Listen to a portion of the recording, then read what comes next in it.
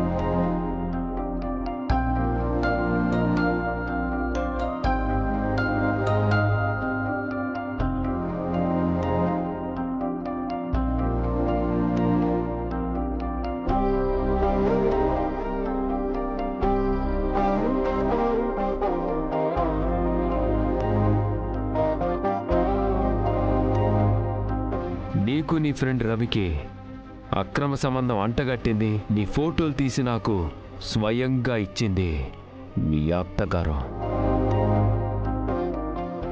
ఏంటా స్మెల్ అనుకుంటున్నావు కదూ? Nitrogen gas. చాలా దారుణమైన చావు చావబోతున్నావు. కృష్ణ కృష్ణ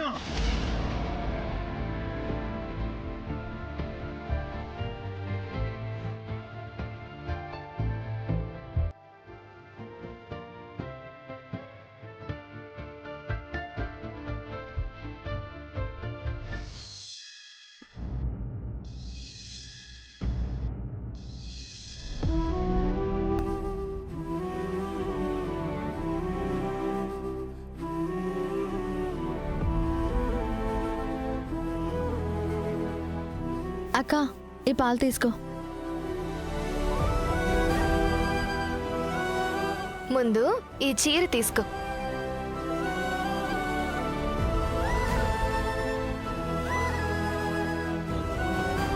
అక్క, ఇప్పుడు నాకు ఈ కొత్త చీర ఎందుకు?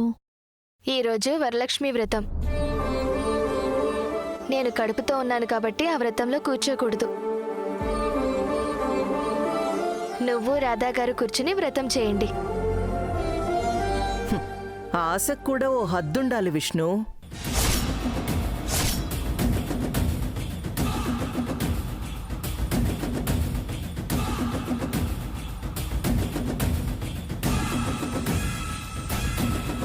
కడుపుతో ఉన్నాను కదా, ఏది కోరితే అది జరుగుతుంది అనుకుంటే అది నీ భ్రమే అవుతుంది.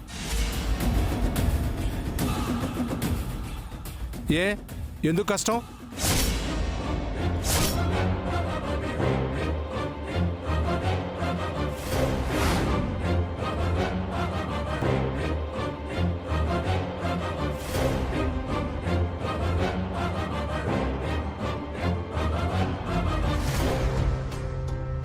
విష్ణు అంత కోరని కోరిక ఏం కోరింది?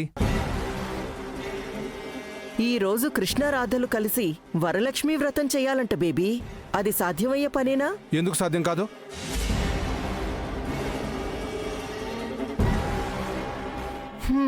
అన్నీ తెలిసే అడుగుతున్నావేంటి బేబీ? కృష్ణ తన భార్యే కాదని రాధ చెప్పేశాడు. రాధతో తనకి అవసరం లేదని కృష్ణ కూడా తేల్చి చెప్పేసింది. ఇప్పుడు ఏ రకంగా ఇద్దరు వ్రతంలో కూర్చుంటారు?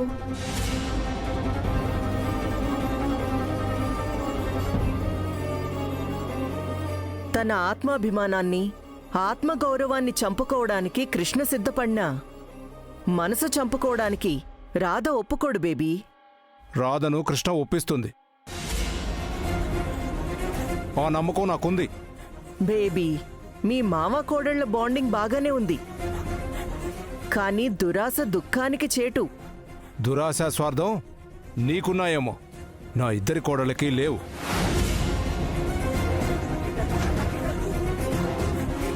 ఈరోజు రాధాకృష్ణ కలిసి వ్రతం చేస్తారు. అది నువ్వు కళ్ళారా చూస్తావు.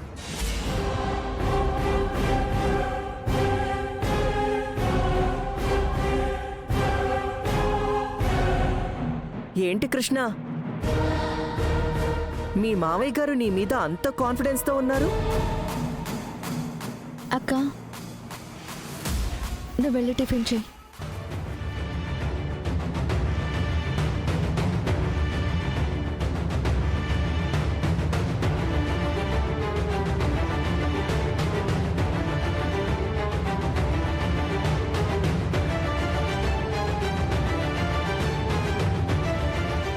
ఆ సారీ నువ్వు ఈరోజు కట్టుకుని రాధతో కలిసి వ్రతం చేద్దామని ఆత్మాభిమానం, ఆత్మగౌరవం అని అన్ని మాటలు చెప్పి మళ్ళీ సిగ్గు లేకుండా ఇంటికొచ్చి ఏ మొహం పెట్టుకుని రాధతో కలిసి వ్రతం చేస్తావు? అయిందా? ఇంకా చెప్పాల్సింది ఏమైనా ఉందా?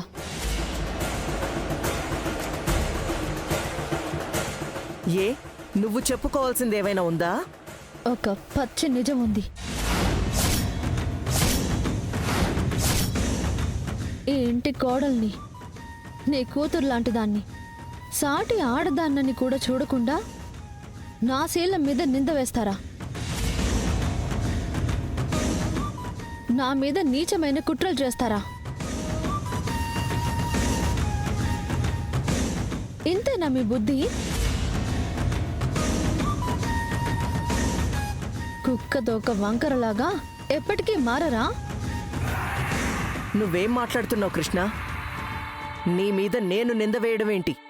నాకంతా తెలిసిపోయింది.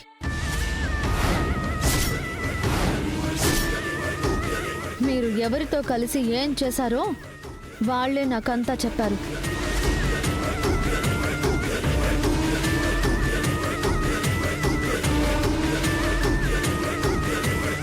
అయినా నేను చేసిన తప్పేంటి? మీ కూతురి కాపురం నిలబెట్టడమా?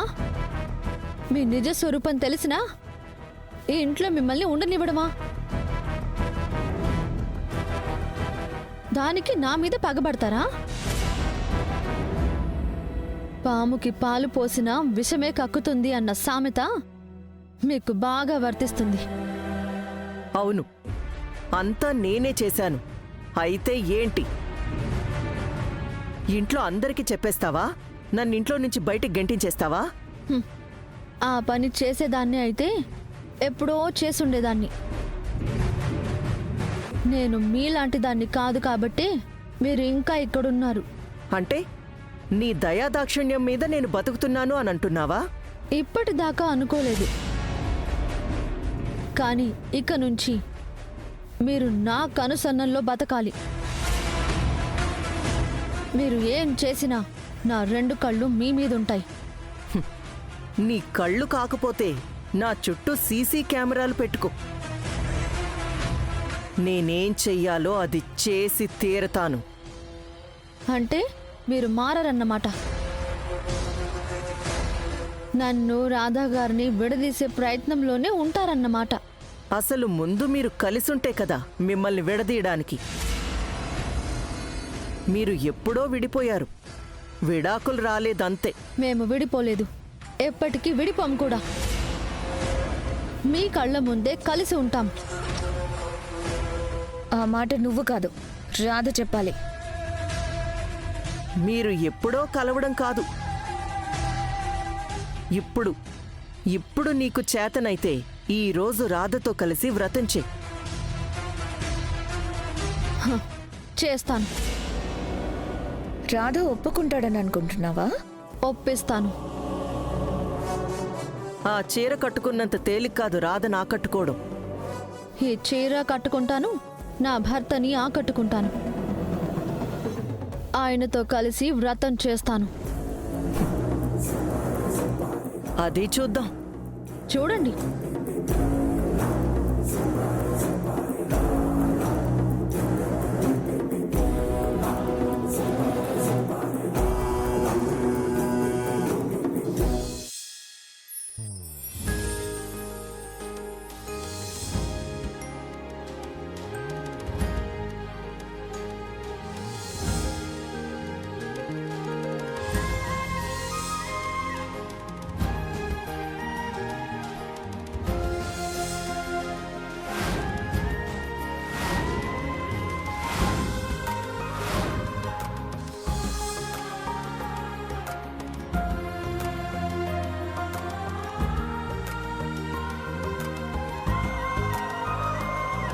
అక్క, నీకెందుకు ఈ పనులన్నీ? నువ్వు కూర్చో, నేను చూసుకుంటాను కదా. పర్వాలేదులే కృష్ణ. రే శ్రీకాంత్, వ్రతానికి కావలసినవి వచ్చినట్టేనా? అన్నీ వచ్చేసాయి నాన్న. పంతులు గారికి ఫోన్ చేశాను, బయలుదేరానని చెప్పారు. అమ్మ కృష్ణ, మరి ముత్తైదువులు? నేను పిలిచాను మావయ్య, వస్తున్నారు. హ్మ్.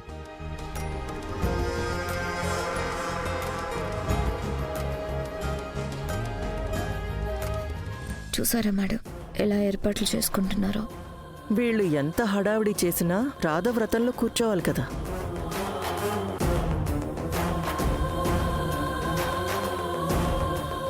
రాధ ఈరోజు ఆఫీస్కి వెళ్లకుండా ఇంట్లోనే ఉన్నాడు కదా మేడం. ఇంట్లో ఉంటే వ్రతంలో కూర్చోవాలా ఏంటి? అది అసాధ్యం. మామూలుగా వ్రతం చెడ్డ ఫలితం దక్కింది అంటుంటారు, కానీ ఈరోజు వ్రతం జరగదు, ఫలితము దక్కదు. అమ్మ కృష్ణ, రాధతో మాట్లాడి వ్రతానికి ఒప్పించు. వెళ్ళమ్మా.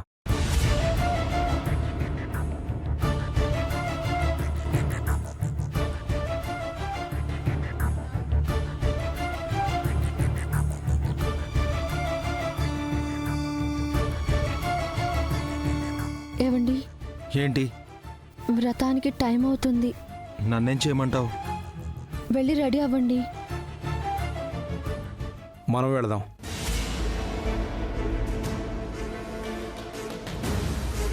దేనికి రెడీ అవ్వాలి? దేనికంటావేంట్రా? నువ్వు కృష్ణ కలిసి వ్రతం చేయాలి కదా. ఎందుకు చేయాలి? చేస్తే మంచి జరుగుతుందన్నయ్య. ఎవరికి మంచి జరుగుతుంది?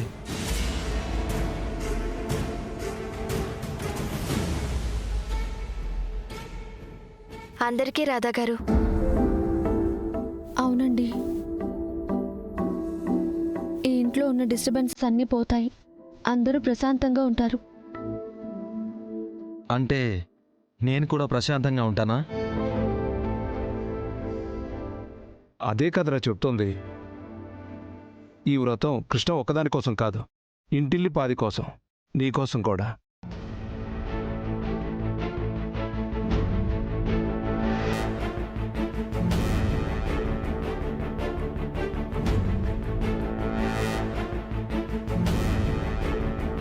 సరే, రెడీ అవుతాను.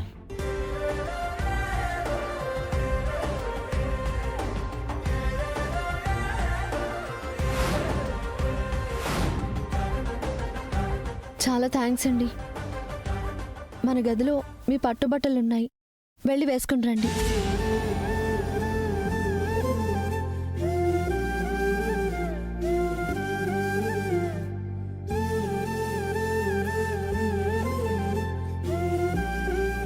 రాధ ఇంత ఈజీగా ఒప్పుకుంటాడు అనుకోలేదు. అవును నాన్న. ఈ రోజు నుండి అన్నయ్యలో మార్పు వస్తే ఇంతకంటే ఏం కావాలి? అంతా అమ్మవారి దయ. ఏంటి మేడం, వ్రతానికి రాధ ఒప్పుకోడున్నారు, కానీ కృష్ణ ఏం చెప్పినా వింటున్నాడు.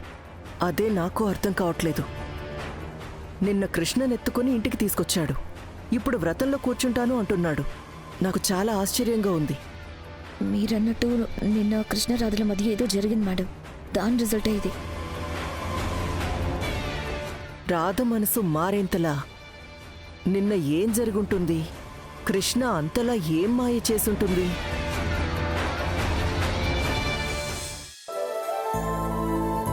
అమ్మా విష్ణు వచ్చేసారా? బాగున్నారు పిన్ని? బాగున్నాను.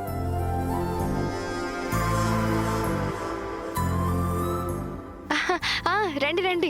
బాగున్నావమ్మా? బాగున్నాం. రండి కూర్చోండి. అక్క, నువ్వు అటు ఇటు తిరగకు, ఒక చోట కూర్చో. వ్రతం జరుగుతుంటే అలా ఎలా ఉండమంటావు కృష్ణ? చెప్తే విన్నారు కదా.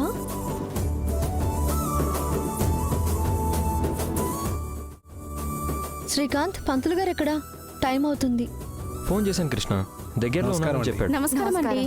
అందరూ వచ్చేసారా? కాసేపట్లో మీ అన్నయ్య కూడా రెడీ అయి వస్తాడు. మళ్ళీ వాడి మనసు మారకముందే వ్రతం మొదలు పెట్టాలి.